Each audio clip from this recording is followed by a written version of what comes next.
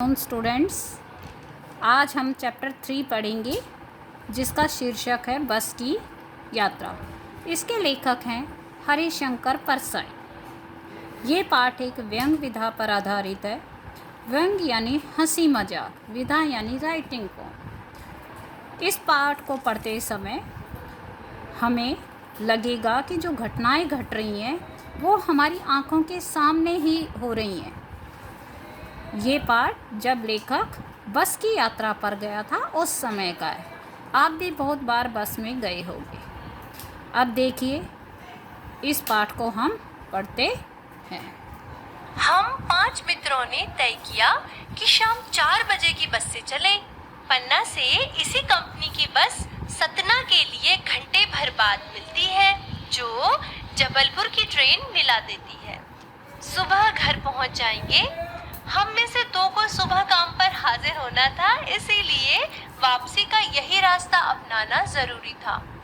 लोगों ने सलाह दी कि समझदार आदमी इस शाम वाली बस से सफर नहीं करते।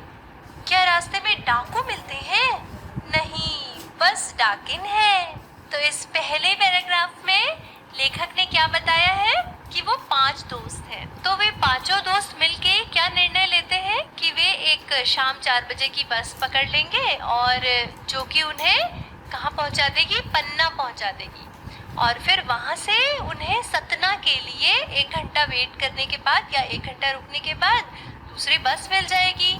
और फिर सतना से जो वे दूसरी बस पकड़ेंगे वो उन्हें जबलपुर की ट्रेन पकड़ने में मदद करेगी, यानी उसकी मदद से वो जबलपुर की ट्रेन पकड़ लेंगे और सुबह अपने घर पहुंच जाएंगे।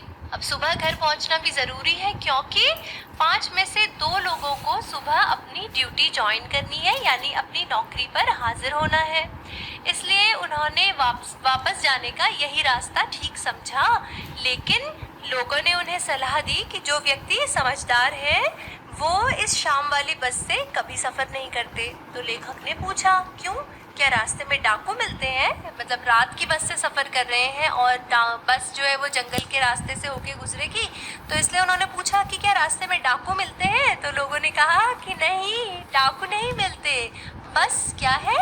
डाकिन है, यानी बस जो है वो डाकुओं से भी ज़्यादा खतरनाक है। अब आइए देखते हैं कि आगे क्या हुआ। बस को देखा तो श्रद्धा उमड़ पड़ी।